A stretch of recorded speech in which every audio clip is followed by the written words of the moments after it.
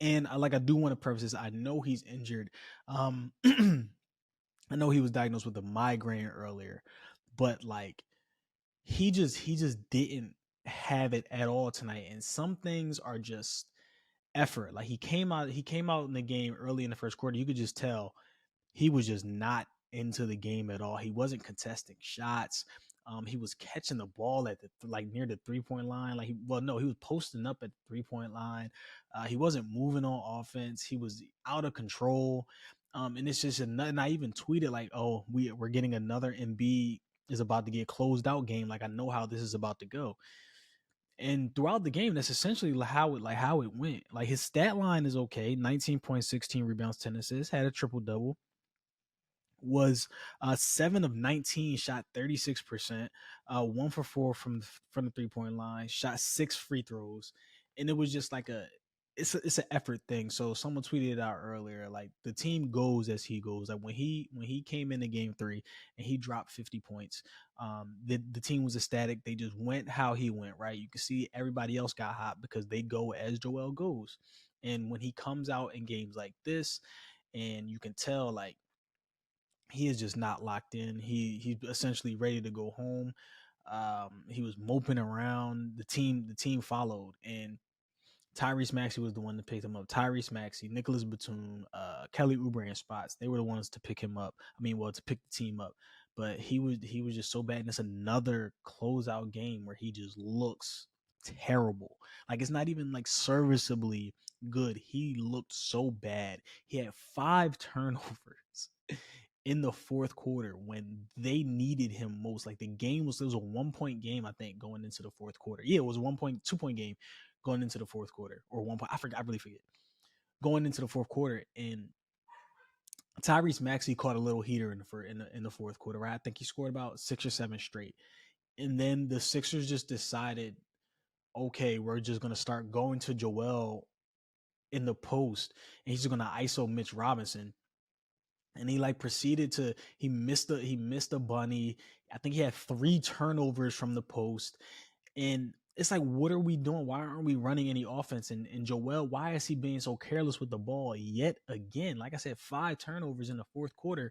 And I was even tweeting it like, you might have to trade Joel because it's so obvious that he is just not ready for these moments. He's mentally not there, and you just cannot blame his body for shutting down on him anymore because he was just being careless with the ball, not making smart decisions, essentially actively trying to lose the Sixers that game. There was one time he got the ball in the post. He went towards middle, and like Tobias was going to set a screen for Kelly Oubre in the corner. Well, set the screen for Kelly Oubre to flare to the corner, and he just threw the ball away, like before the play even developed. And it was like he was so shell shocked by the moment. It was disappointing to see, man. We've seen him. You have to like pump his head up or like get him back into the game and get him back to being engaged. We saw it last year. I think it was game 5 when PJ Tucker had to yell at him like to get back in the game, like stop letting Horford just do whatever he want. But if you need somebody to get you back to the game that way as the number one option, then I'm sorry, you cannot be the number one option in basketball anymore. I mean, in the playoffs, on a championship contending team, that cannot happen. You have to be a leader in aspects of on the court and then show the effort. He just didn't do it, man. It was so disappointing to see. Um, I've been saying for a while, I do think that he needs to take a step back from being the number one option because it's so hard to win in the playoffs and win a championship with your number one option being a big man or being a 7-2 center.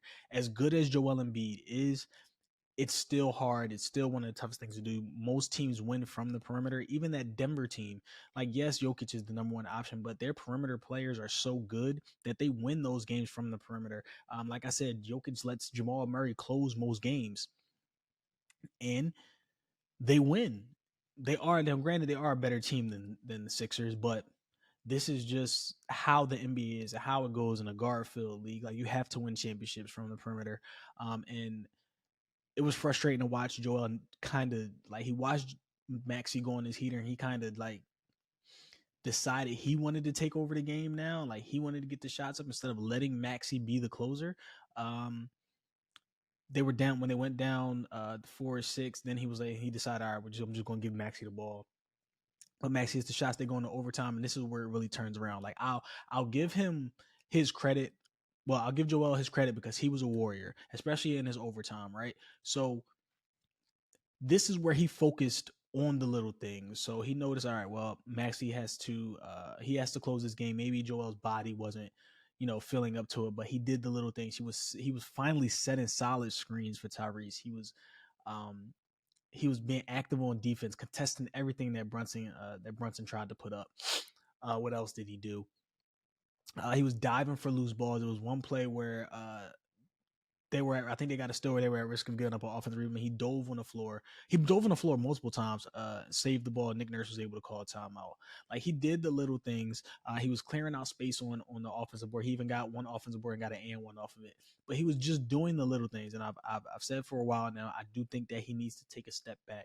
He needs to be a number 2 or a number 3 on a championship contending team and kind of focus on just rebounding and defense and doing the little things. Like, when he does not have to focus on scoring and use all of his energy trying to score and trying to facilitate the offense, tonight it showed me he was locked in, he was engaged, he like setting good screens to get Tyrese Maxey as open as possible. Just helped out so much that you're like, all right, well, I'm like, Joel is playing amazing right now, and in that overtime. And he wasn't even scoring. And that's when I was like, okay, like, this is what you need to do in order to win a championship.